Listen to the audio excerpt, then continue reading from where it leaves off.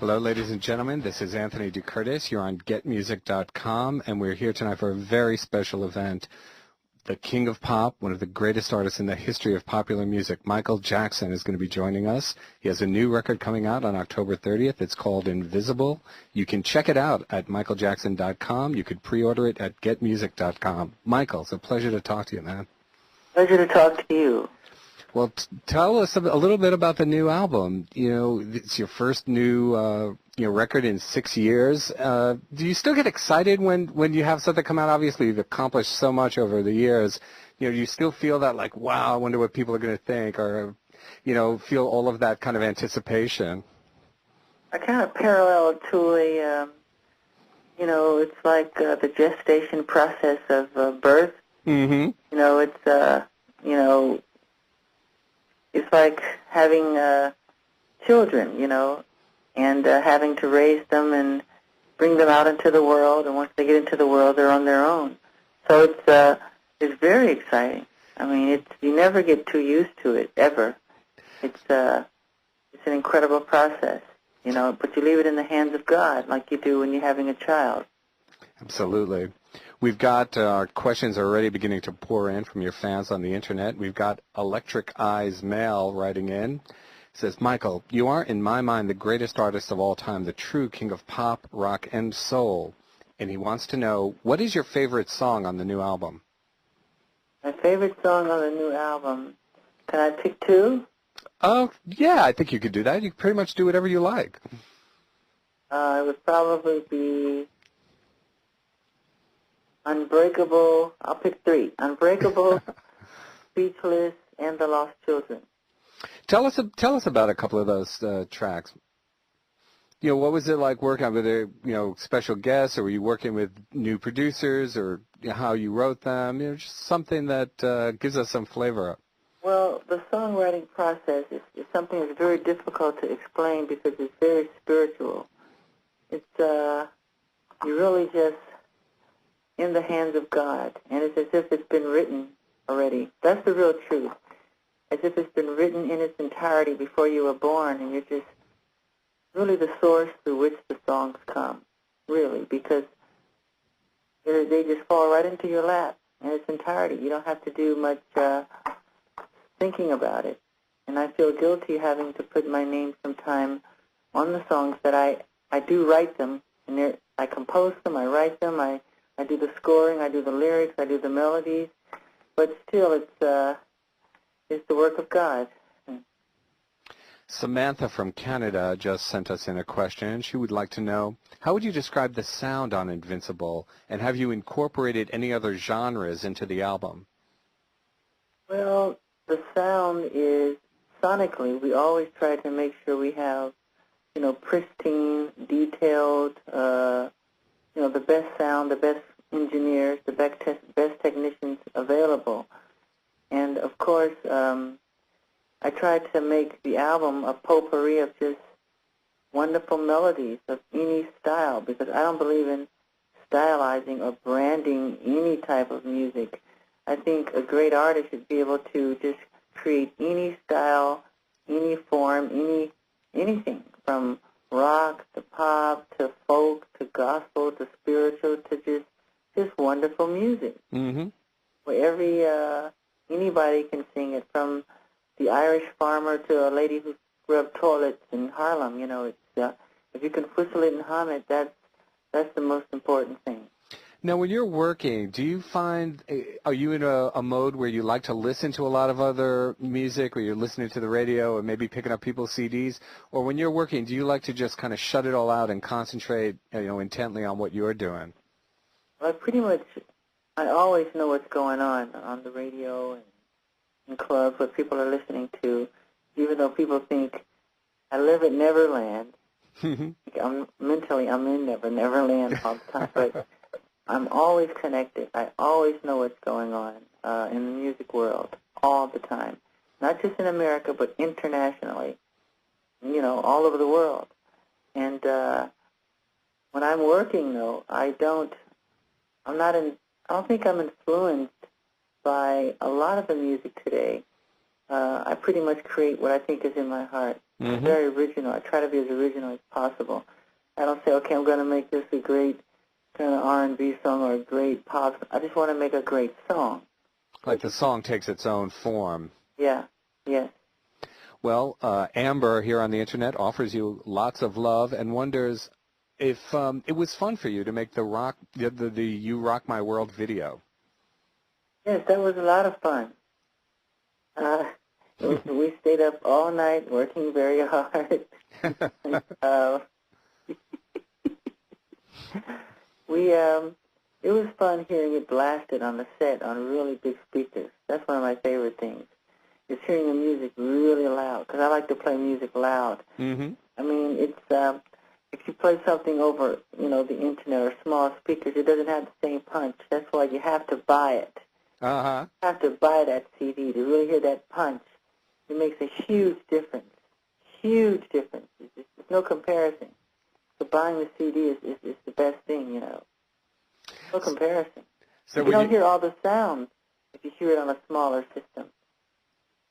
And when you're out on the video set, you're able to just kind of crank it up as loud as you want? As loud as I want. Very good. Well, we have Michael Matthew from Manitoba, Canada, writing in. He says, I just saw Ghosts on MTV. As always, you were awesome, Michael. Do you have any plans on releasing it as a DVD in America? Yes, it will be released as a DVD in America in its entirety, and some of the making of Ghost. And that was one of my most favorite things I've ever done, because it's been a dream of mine for a long time to do something that's kind of scary but, comical at the same time, and just all the elements of just fun. Because I don't want to scare people to the point where they're afraid to go to sleep. I want it to have a little sense of humor. Mm-hmm. And within the laughter there is a tear, So it's just fun, These ghosts, they weren't really scary. They were fun. They walked up the ceilings. Little kids were laughing at them. So it was fun. We didn't want to horrify them. But we gave this fat man, this mayor, his justice for coming into my house, which was public, private property, judging me, Absolutely. We have Cloud Lee 2000, who writes in and wonders, why did you name the album Invincible? Well, Invincible is something that I think was the proper name. It's one of the cuts on the album. And I've been an artist, not to pat myself on the back, but the Guinness Book of World Records just enlisted me another time as the artist who's had the longest stretch career since I've been a little kid to this point, with still hit records and number one records. And I'm so proud and honored that I've been chosen from the heavens or whatever it is to be invincible and to just continue to grow and to be, serve the people with wonderful entertainment. Now, one of the kind of conventional wisdom these days in the music industry is, audiences don't really have an attention span anymore. If an artist stays away for too long, their audience wanders off and goes somewhere else. Was that a concern of yours, with coming out in a record and taking a while to work on Invincible, or do you, are you convinced that your fan base is still there and will be as strong as ever? You asked me this question. It has never concerned me once, and I've never thought of it, because I've always known if music is truly great, or if a movie is truly great, people want to see it or hear it. Mm-hmm. No matter how long you've been away, or whatever the situation is, greatness is greatness, and if you really do a good job on what you're doing, people want to hear it or they want to see it. It doesn't matter. It really doesn't. As long as you're an innovator and a pioneer, and that's the most important thing. Give them what they want to hear. Now, Slim's Lady 420 US sends in a question and wonders, which song on the Invincible album do you think you personally relate to the most?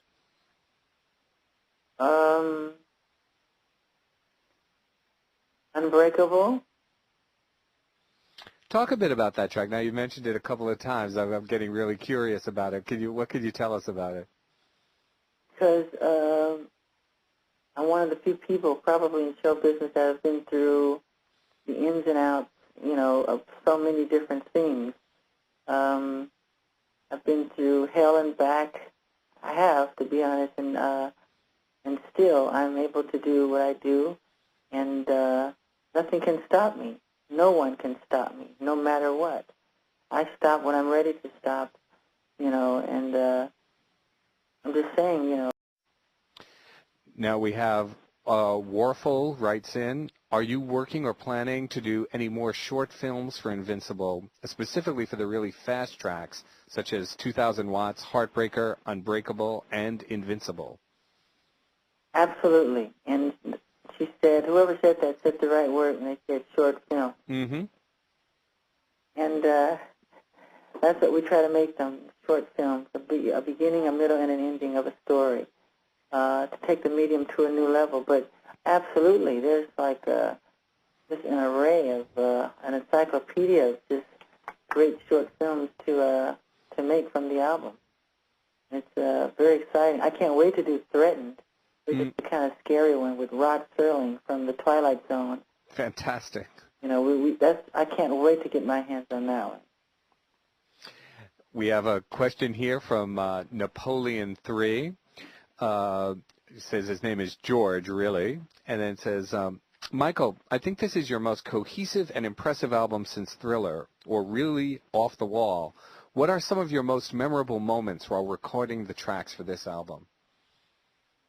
The most memorable moments were, of all my albums, I would say this one was the toughest, because I was hardest on myself.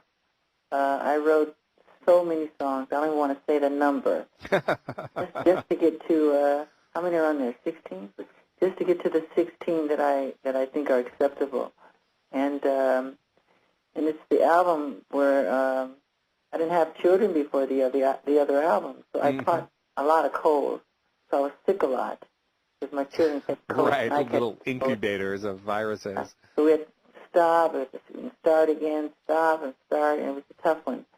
But I've enjoyed it very, very much.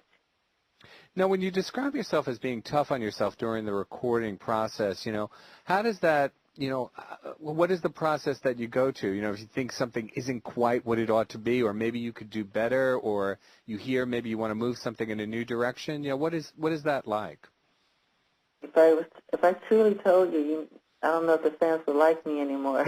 I've had musicians who really get angry with me because I'll make them do something literally several hundred to 1,000 times until it's what I want it to be. But then afterwards, they'll call me back on the phone and they'll apologize and they'll say, you were absolutely right. I've never played better. I've never done better work. I outdid myself, is what they'll say. And I said, that's the way it should be because you've immortalized yourself. This is here forever. It's a time capsule. It's like Michelangelo's work. It's like the Sistine Chapel. It's here forever. And everything we do should be that way, So try to bring it to the best possible standard that it can be. Absolutely. Now, Sweet Pea 4286 wonders, are there any surprises on the new album? Any surprises? Boy. I think it is what it is, and you can interpret it the way you want to interpret it. But that's all I can say about that. Other than some, maybe we'll be releasing some surprise CD singles at some point, something like that. Yeah, in the future though, that's coming up. Very good. I wanted to ask you, just as a performer, recently you've done a couple of shows. You did a couple at Madison Square Garden, and you did a show at RFK Stadium, a benefit concert. And, obviously, live performance has been one of the things that has distinguished you, throughout your career. And you'd been off stage for a while. I wonder if you could talk a little bit about what it was like to be out there again in front of an audience and, getting that opportunity to perform again. It was hard to explain. It was quite exciting to feel the audience and to see them and to be accepted so warmly by them. It's just an incredible feeling. It really is. They're there to support you and to love you and to hear their favorite songs, and just stand there and they're just, giving you so much adulation and love and hysteria. It's just full of love. It's wonderful. It's very emotional. It brings me to tears. It's wonderful. I remember in your book you described that like sometimes on stage is when you feel the most alive, that those are the moments that, really are kind of the most transporting for you. It is. Just being off stage is difficult for me. Being on stage, either writing music or writing poetry and being on stage and watching cartoons are my favorite things to do in the entire world. Uh-huh. That's what brings me to life. I love that. That's what inspires me to do what I do, Excellent. We have a question here from someone's calling himself the best dancer in the world. Well, we got you on the line. I'm not sure that we might have to contest that a little bit. But anyway, the best dancer in the world wants to know. MichaelJackson.com said that Jay-Z will appear with you on the new album. Is that true?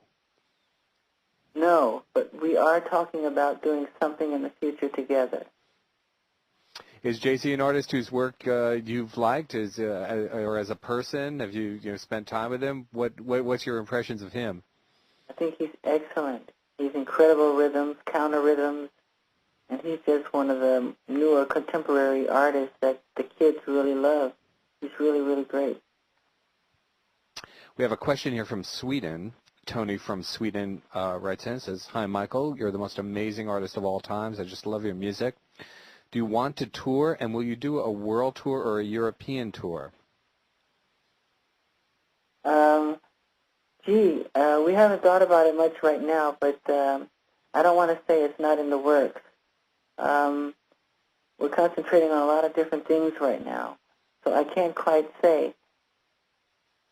Fine. I wanted to ask you. You know what? In the near future, I'm sure there'll be something that'll come up in the near future. People should keep their eyes open for announcements on that front. Yeah. We have a question from Nuria.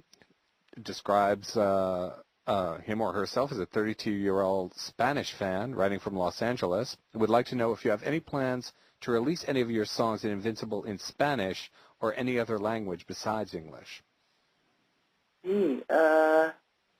As of now, we haven't, but that would be a great thing to do. We haven't written that off because it's a big market. So that's a great possibility. Especially for someone like yourself who has a big international following. For many people, their following is in England or in the U.S., but your following is very international, obviously. Thank you. Talk a bit. One of the things that was kind of a little bit of a sensation this year was Alien Ant Farm's cover of Smooth Criminal. I wanted to see if you'd paid attention to it, and if you enjoyed it, or how you felt about it. I saw it and fell in love with it. Excellent. I loved it. I said, I just got to have this come out. So they wanted my permission. I saw it, and I approved it, gave it a AAA, said, go right ahead. Fantastic. It must be interesting as a songwriter, to have other people, do your songs or come up with another interpretation. What is that like? It's a great compliment. It's a wonderful compliment. It makes you feel worthy and that your music is reaching all the different generations, and all the different, everybody's out there listening, and that makes me very happy. Now, we have a question from Canada. Gary, who is 19, writes in, what other artists did you collaborate with on Invincible? What other artists did I collaborate on Invincible? Let me see. Who is there? Do you have any special guests? We have Carlos Santana. Fabulous. He and I have done like a duet, and he plays the guitar and I sing. And it's something that we've written, and it's really, really a nice song. Now, had you known him from, over time, or did you meet him recently?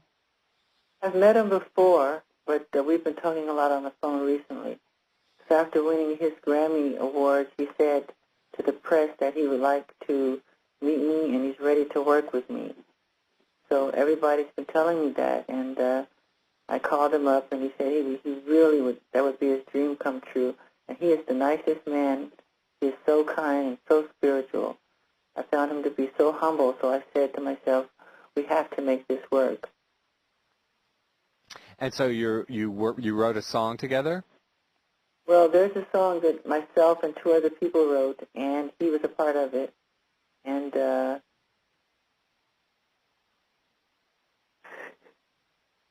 whatever happens. Oh, okay. We have a question from Anicia. Says, Michael, are you a fan of Chris Tucker? She describes her being in your recent video. I'm a huge, huge fan of Chris Tucker. He makes me laugh so hard. I've seen all of his films, and he's just a funny guy. And I like people who can make you laugh without using vulgarity or bad words.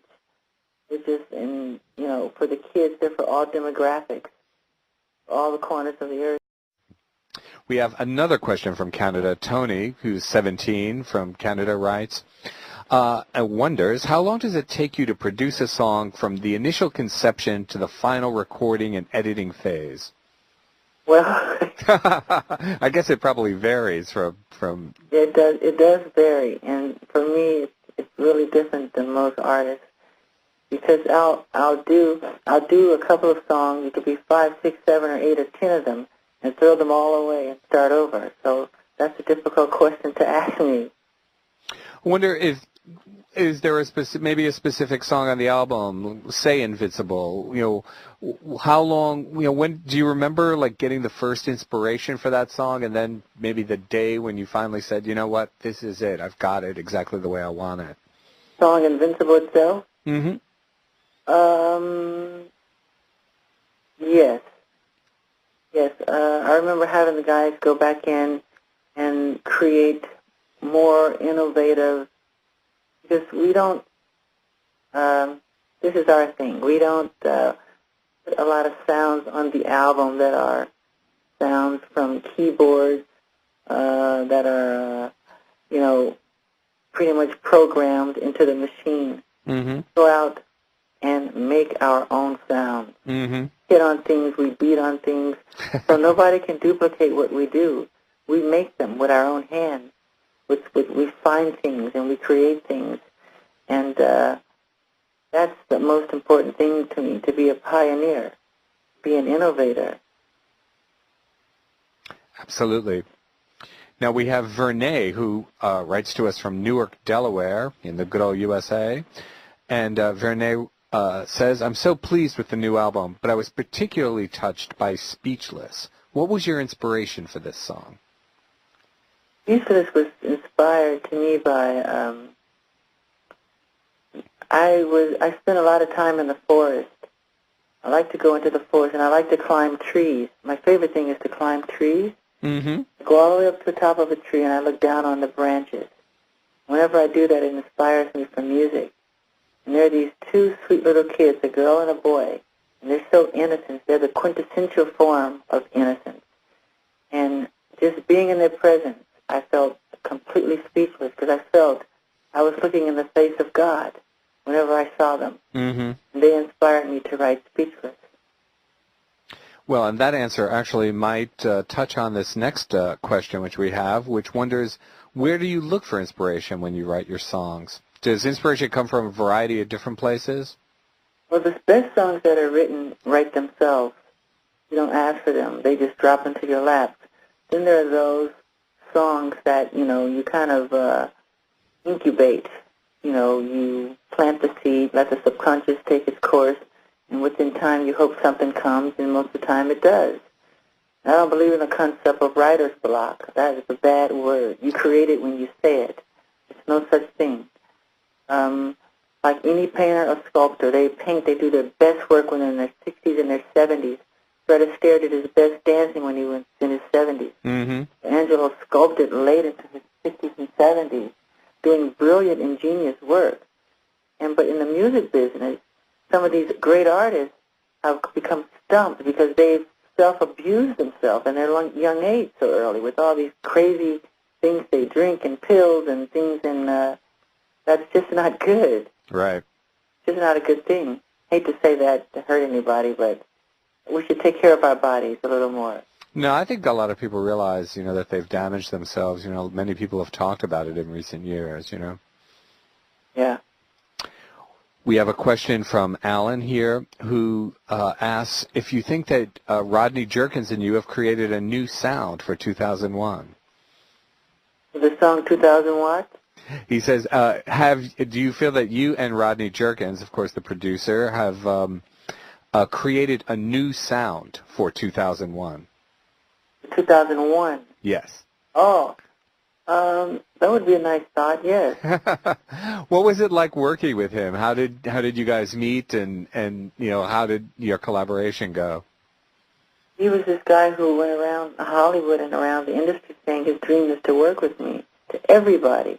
I was at Carol Bear Sager's house, who's this great songwriter, won several Academy Awards for her songwriting, and she said, there's a guy you should work with. His name is Rodney Jerkins. He's been crying to me, begging to meet you. I mean, why don't you pick up the phone and you say hi to him? And he came over that day and he said, please, my dream is to work with you. He said, just give me 2 weeks and I'll see what I can come up with. And we ended up working together. What were your impressions of him? Like, as just somebody did. What did he bring? What did you feel that his contribution was? His contribution was he loves to create in the same kind of way that I like to create. But I push Rodney. Mm-hmm. I push and push and push and push him to create, to innovate more, to pioneer more. He's a real musician. He is a real musician, and he's very dedicated, and he's real loyal, and he has perseverance. I don't think I've seen perseverance like his in anyone, because you can push him, and he doesn't get angry. He's just a great guy. He really is. That's a great compliment. And Teddy Riley is just incredible. He's innovative too. I love working with him. And you had worked with him in the past, of course. Yeah, he's one of my favorite. As a human being, he's one of my favorite people in the world. He's just a really sweet, kind guy. And Rodney's very funny. You laugh all day when you're with him. When he turns his music up in the studio and he starts dancing around the room, it's just funny. I'd like to remind everyone you're on Get Music. We're here talking with Michael Jackson, whose new album, Invincible, is out on October 30th. You can check it out at michaeljackson.com. You can pre-order it on Get Music. Now, we have a question from It's Jackson, who is really named Rachel from Connecticut. Wonders, do you have any new dance moves that you've invented while you were making your album? For the first time working on any album, I put a halt to dancing because I was just so engrossed and so infatuated with what I was doing. I did something that was very unusual. But once the music started playing, of course, I started to dance. But it's starting to now create itself. And with the music playing, I'm coming up with some new things. But that's coming in the future with the newer short films. They'll be seeing all kind of new, innovative things in movement that have never been seen before. We'll go places, where we've never gone and danced before. Because all the hip-hop things that are happening now beginning to look like aerobics. Uh-huh. Is kind of getting annoying. We have a question from Simon, who, you've obviously mentioned, all the people who have wanted to work with you. He wonders, Michael, who would you love to do a duet with, past or present? If it's past, it would be somebody like, I would say Sarah Vaughan or Nat King Cole. Present, Fantastic. I think Whitney Houston is brilliant, and Barbra Streisand has a beautiful voice. Those kind of artists that are just wonderful. What's your impression of some of the artists who have come on the scene just in recent years? People like Britney Spears and Christina Aguilera, young pop stars who are obviously hugely popular. Britney participated in your show at the Garden. What was your sense about her? I think for the new breeds that are coming up, they're doing a very good job. And what impressed me more about any of these artists, like Spears and Christina, they're so determined. Absolutely. I've heard about the way they work. They'll work on a dance step, like for months, and to get it right, they're just so determined. And I've met Brittany several times, and she was very sweet and humble. She came to my room, and we quietly talked for a couple of hours, and she was just like a... I imagine that someone like you would be kind of interesting and important resource for her, as someone who was, a star when you were so young. I mean, when I don't think people necessarily understand what a kind of strange reality that is, within all the acclaim and the fame and the excitement, to be a kid and have all that attention focused on you must be kind of scary also. Did you find it that way in your own experience? Yeah, because wherever I go, I disguise myself now, but now I can't, especially, what's going on in the world. So I don't wear a disguise, and people, they really go crazy. They're very happy to see you. Mm-hmm. It's feel as if they know you, and you have to respond back to them like you know them. Right. They feel they personally know you. That my pictures are on their walls. My music is playing in their house. So they grab you and they snatch you and they touch you so I just respond back with hugs and loves and kisses because I truly love my fans. Truly, truly from the heart. That's the real truth. I love them. And the ones who are, like if we go to a certain country and they're outside they're sleeping on the street and I throw them pillows and cover and everything. And I have my security guards buy them pizza so they can all eat and we get them candles and, we really take care of them. They're very, very, very sweet and supportive. Sam, who is 20 years old and from Texas here in the U.S., wonders, will you release Butterflies as a single that's one of your best songs? Butterflies is the single that's released now. It's the single now. Someone, thank you very much. Great. What other, plans do you have, when you, as somebody who's been a kind of innovator, in terms of making short films to accompany your songs, do you conceptualize all that ahead of time? Or, do you decide on a kind of step-by-step basis, this is going to be the next single and I want to make, a kind of visual statement to accompany it? How does that all proceed? As far as the short film itself? Yeah. Well, I let the song pretty much speak to me, and I get in a room, and I pretty much start making notes. Then I'll speak to a writer like Stephen King and myself. We both of us wrote Ghost, short film Ghost, and we just on the telephone started writing it, and kind of let it create itself and go where it wants to go. But we try to do things that are very unusual. And it's not an easy thing to do because you have to time it with the song, and you can't spend too much time, and the special effects can take 5 months sometimes to execute. So it's not a difficult thing. And the record company is saying, come on, we have to go. So I understand. So we try to do the best we can in the amount of time that we can execute it in. We have a question now. Helen from Scotland says, if you could only perform one of your songs for the rest of your life, what would it be and why? Ooh, it would probably be, if I could pick more than one, if I could pick 2 or 3. So yeah, I think we can go that far. Heal the World, Speechless. That's a difficult one. I think,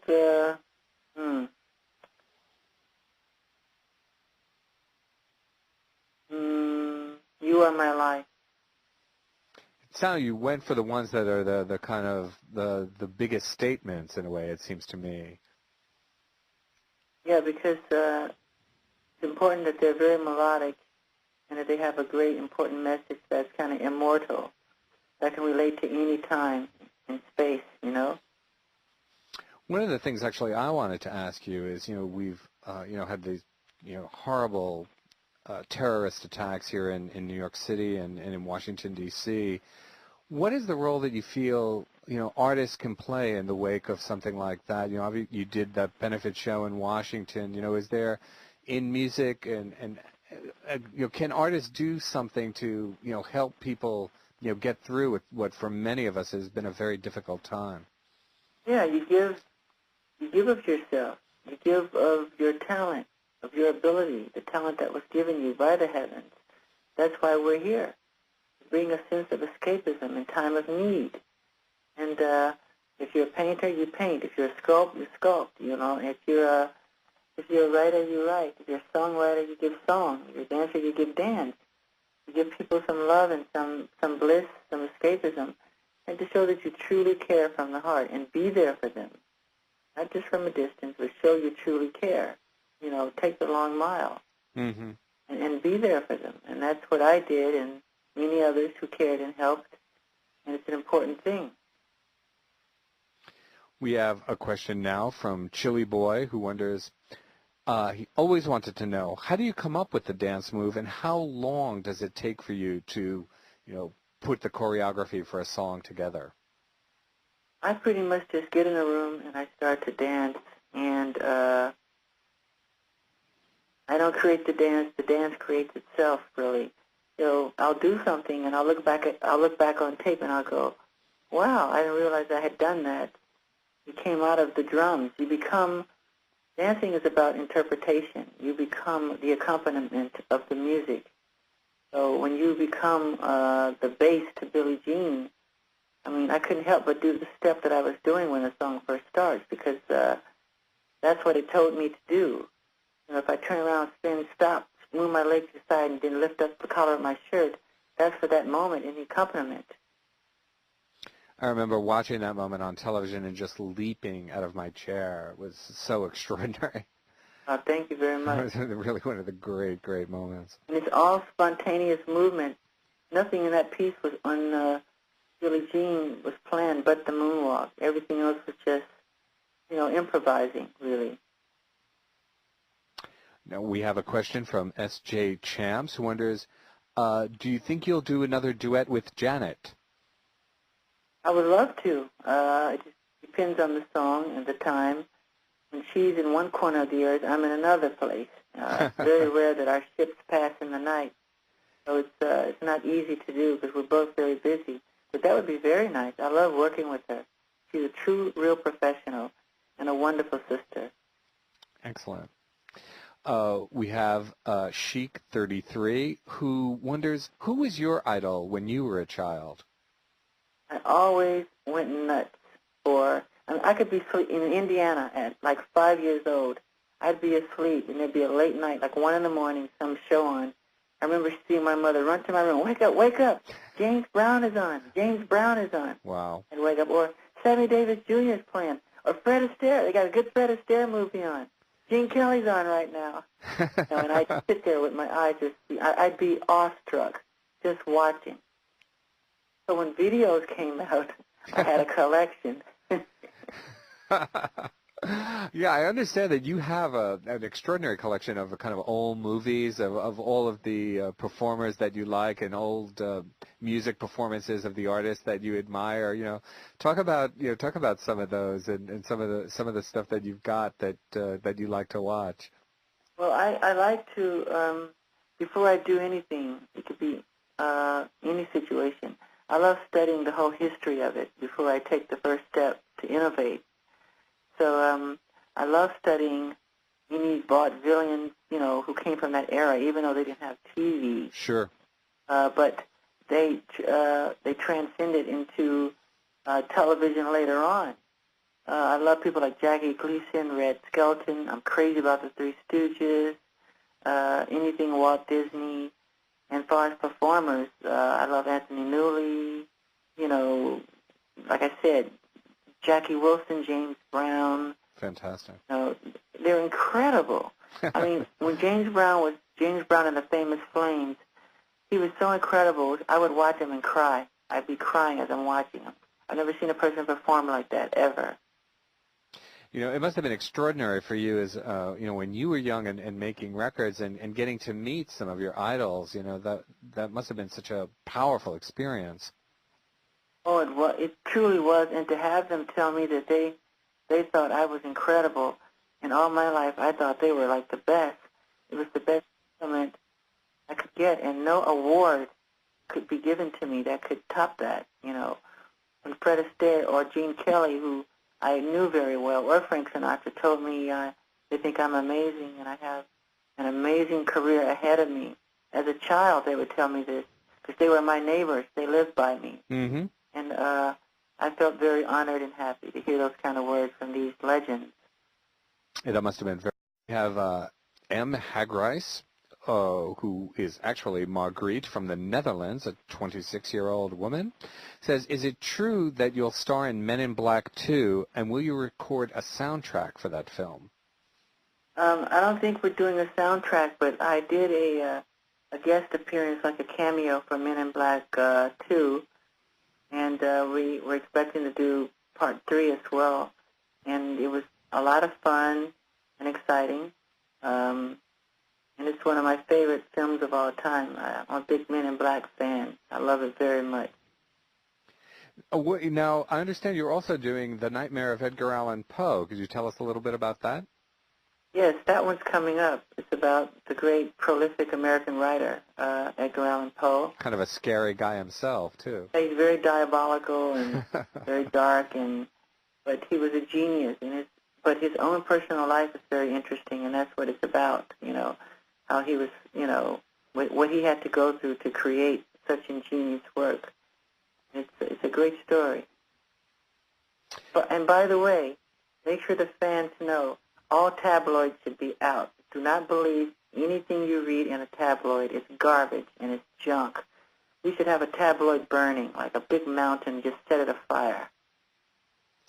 You heard it first here from Michael Jackson. Don't waste your time with it. It's stupid. Now we have Rapmaster J.A. Writes in, who is actually Jason from Illinois. Says, Michael, you are undoubtedly the greatest artist in the history of the world. How do you do the moonwalk? It's the coolest move I've ever seen. Gee, it's hard to explain on the phone, but I can't imagine how you I love illusion dancing. It's like walking forward and backwards at the same time, but not just walking, but as if you're on a conveyor belt. And it's hard to explain. If he was in front of me, I could show him how to do it with my fingers or with my feet, but maybe he could see at the end of the Jam video where I'm trying to show Michael Jordan how to do it step by step. That's the only time I think I showed it. Now, we have Mark DeShark who asks, how do you do that lean on the video to Smooth Criminal? Oh, Smooth Criminal. Well, that one happened. It was in the middle of the shoot, and it wasn't. I choreographed it right at the moment. It took us an hour to execute it. It's a special effect that we kind of lean as far as we can, and we let the conveyor belts do the rest. You know. Now, Glenn from Toronto, Canada, asks, do you feel a special spiritual energy when you're performing? Do you feel you are connected to a higher force? Because this is what you make many people feel when they see you live. That's exactly what it is. You're connected to a higher source, and you just go with the moment, and you become one with, you know, the spirit.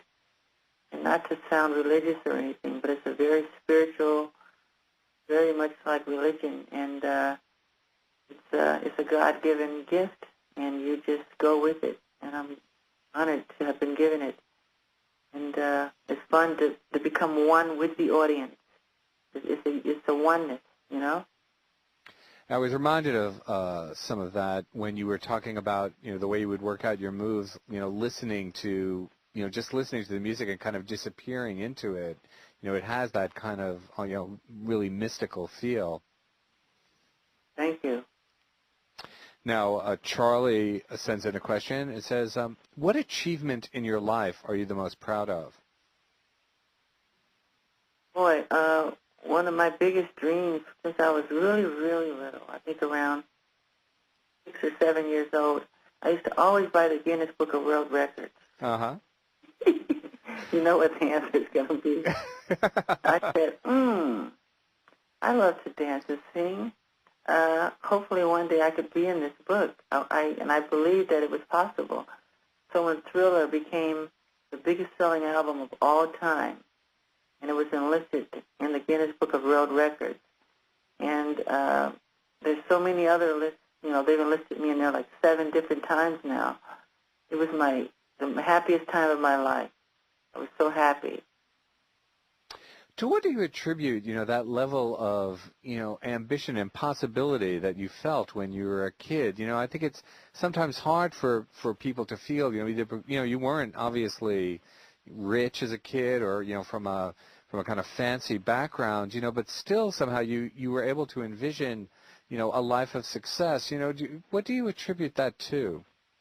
I attribute that to my parents who always taught us to persevere, believe in yourself, have confidence no matter what you do. Even if you're sweeping floors or painting ceilings, do it better than anybody in the world. No matter what it is that you do, be the best at it and have respect for others and be proud of yourself and to be honorable, Absolutely. Now, you've been making records for a long time. You've been a force on the music scene for many years. What do you think are the biggest changes in music that you've seen? Biggest changes? Yeah, what's changed about the music industry or about, the music that's out there? What do you think is different? Well, I think, I don't think people thought the rap music would last as long as it has. Mm-hmm. And it has gone through evolutional stages. There's more melody in it now, and it's Right. more acceptable because melody will never die. It will never die. And the rhythms, things are a little more rhythmic now because people want to dance. It's part of the human condition. It's part of our biological makeup. Our cells dance when we hear beats.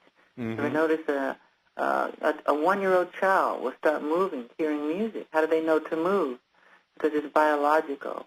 It's not just hearing of the ear. It's feeling, and playing music, the grass and the trees and the flowers, they're all influenced by music. They become more beautiful and more vibrant in how they grow. Music is a very important and powerful substance, and all the planets in the universe make music. It's called music of the spheres. They all make a different note. They make harmony. So it's harmony even in the universe as we speak. Now we have a question from Holland. Femke from Holland writes and says, I love the special editions from Off the Wall, Thriller, Bad and Dangerous. She loves you. And asks, why will Invincible be coming out in different colors? Because we wanted the fans to have some fun with it and collect them. And it's a limited edition, I think. And there's albums that I love, and I will buy them 5 times, even though I have the same cover. Uh-huh. That's 5 times because I love that album so much. So I imagine if they did a different color or just changed the cover, I would buy it 5 more times. And we just wanted the fans to have some fun with the pictures and with the colors and just to try something a little different. That's why we did it. Now we have TJ, who is 17 and from Australia, wants to tell you that you are still my hero. It says, how do you explain your ability to inspire so many people all around the world? I just do what I do, and I love doing it. And I love art. I love anything in the arts.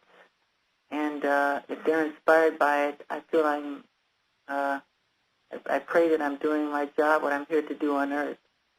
Because I love the fans, I love the kids, I love the babies, and that's what gives me my inspiration, the children, the babies. Now, Michaela from Pennsylvania, who is 14, writes, Michael, I'm only 14, but I've been a fan since I was 10. You've accomplished so much more than any artist ever. I was just wondering, if you could change one thing about your life, what would you change? I would like to be able to go out in public and just be normal sometime without people recognizing who I am. Just to get a little bit of a feeling of what it's like to, be of the regular norm, to see how things are done, to learn what people speak about when they're just casually talking. Because as soon as they see it's Michael Jackson, the conversation changes. It all becomes about me and not about the situation, the moment that's happening at the moment. Right. I would learn a lot from that. And I don't get to see that unless I disguise myself and put on a lot of things, and then they stare at me, then it's even different. It's not the same even then. So it's a difficult thing to pull off. But tell him that's a very great question he asked. No, that's a really interesting question, actually. We have an interesting answer as well. We have Greg from Glasgow, Scotland, wants to know, when do you plan to release the charity song, What More Can I Give? Well, it's being, we're putting the final voices on, and it's coming very, very soon. We're putting it together now, the final touches. This is a very important song for the world to give some healing and some loving and some caring to those people who were thrust into orphanage, or just within a minute of seconds they lost their parents or their loved ones, Absolutely. What are some of the things you're looking forward to? What are your hopes for, the new year? We're coming, down to the end of the year. You have an album coming out. We've had a lot of tragedies and crises that we've all faced. Everybody's trying to keep their spirit up. When you start thinking about 2002, what kind of things come to mind for you? Film. I love movies. To do more movies, to integrate the songs with the films, dancing, and more peace into the world. I pray for peace all the time, and the most important thing I pray for is the protection for children and babies. That's the thing that concerns me the most. I want them to be protected and to have more children's rights in the world, where children, where there's a day for children, a celebration for children, just to give them a little more attention and love. Now, Sergey from Russia writes in, says, Michael, sing a cappella for us. You know what? I would love to do it, but believe it or not, I've been sniffling since this interview. I woke up with laryngitis. You can I witnessed that. I caught a cold from the children the other day. My children were sick, and I caught their cold. But tell her I'd love to do it when I visit their town in concert. And Speechless opens a cappella on the album. The song Speechless is one of my favorites. It opens with an a cappella part? It opens and closes a cappella.